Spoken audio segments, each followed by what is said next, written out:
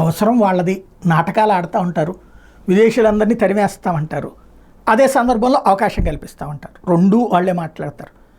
America వాళ్ళకి కావాల్సింది బుర్రలున్నటువంటి పనోళ్ళు, బుర్రలున్న పనోళ్ళు. ఎందుకంటే వాళ్ళకి బుర్రలు తక్కువ, వాళ్ళకి చదువుకునేటటువంటి దశలోని విపరీతమైనటువంటి స్వేచ్ఛ కారణంగా, అలాగే చిన్న వయసులోనే తల్లిదండ్రుల ఆలనా పాలన దూరం అవడం వల్ల పెద్ద చదువులు చదివేవాళ్ళు తక్కువ. పైగా వాళ్ళకి మ్యాథ్స్, సైన్స్ లాంటి వాటి మీద నాలెడ్జ్ తక్కువ.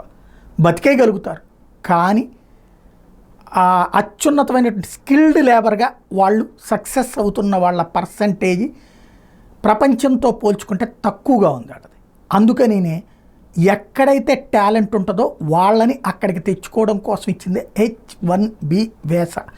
అంటే తన దేశంలో అలాంటి టాలెంట్ ఉన్న వాళ్ళు దొరకట్లేదు కాబట్టి అలాంటి టాలెంట్ ఉన్న వాడిని ఇండియా నుంచి తెప్పిస్తున్నాం, లేకపోతే చైనా నుండి తెప్పిస్తున్నాం అని చెప్పి అలాగ మన దగ్గర ఆ స్కిల్డ్ లేకనే తెప్పించుకుంటున్నాం అన్నటువంటిది చెప్పి ప్రభుత్వంతో H1B వీసాలు ఇప్పిస్తుంటారు. ఈ H1B వీసాలని ఆపేస్తారు, లేదా మొదట అమెరికా వాళ్ళకి ప్రయారిటీ, ఇవన్నీ ఉత్తుత్తి మాటలే. అమెరికా వాడు 10 లక్షల రూపాయలు అడిగే చోట ఇండియా వాడు 3 లక్షలతో సర్దిపుచ్చుకుంటాడు, చైనా వాడు 4 లక్షలతో సర్దిపుచ్చుకుంటాడు. కాబట్టి ఈ దేశాల నుంచి వదులుకోరు వాళ్ళు.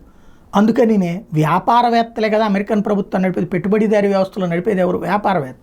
కాబట్టి వ్యాపారవేత్తలందరూ, ఎలన్ మాస్క్ కూడా వ్యాపారస్తుడే కాబట్టి అబ్బే H1B వీసాల విషయంలో నేను చాలా స్ట్రాంగ్, అవసరమైతే ఎంతకైనా పోరాడతానన్నాడు. వెంటనే ట్రంప్ వచ్చి ఎస్ H1B వీసాలు నేను కూడా సమర్థిస్తానన్నాడు. కాబట్టి H1B వీసాదారులకు ఏ ప్రాబ్లం లేదన్నమాట.